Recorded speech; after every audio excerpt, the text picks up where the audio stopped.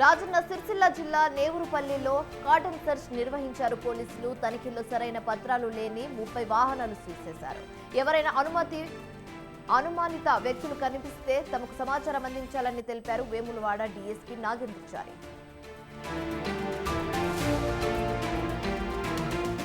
ప్రజాసేవే ప్రధాన ఎజెండాగా పార్టీ బలోపేతానికి సామాన్య కార్యకర్తల రాహుల్ గాంధీ కృషి చేస్తున్నారని కొనియాడారు మంత్రి కొండ సురేఖ. నేడు రాహుల్ గాంధీ జన్మదినం సందర్భంగా సంగారెడ్డి జిల్లా పటాన్చెరువులో ఘనంగా వేడుకలు నిర్వహించారు. కార్యక్రమంలో పలువురు పార్టీ నేతలతో పాటు కార్యకర్తలు పాల్గొని కేక్ కట్ చేశారు. హైదరాబాద్ మల్కాజ్గిరిలో రజక సంఘం భూమిని కబ్జా చేశారని ఆరోపిస్తూ ఆందోళనకు దిగారు రజకులు. ఎన్టీఆర్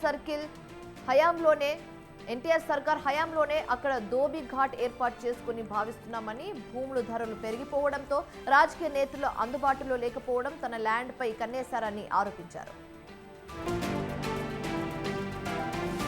మనం నివసించే ప్రాంతాలు చెత్తరహిత ప్రాంతాలుగా స్వచ్ఛ నగరానికి కృషి చేయాలని పిలుపునిచ్చారు జూబ్లీహిల్స్ నియోజకవర్గ కార్పొరేటర్ సంగీత భర్త శ్రీనివాస్ యాదవ్.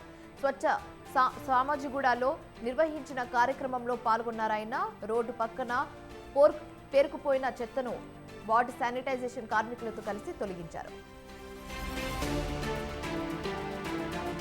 జనగామ జిల్లా నూతన డీఎస్పీగా బాధ్యతలు స్వీకరించారు రాజమహేంద్ర నాయక్. ఈ సందర్భంగా నాయక్ శుభాకాంక్షలు తెలిపారు.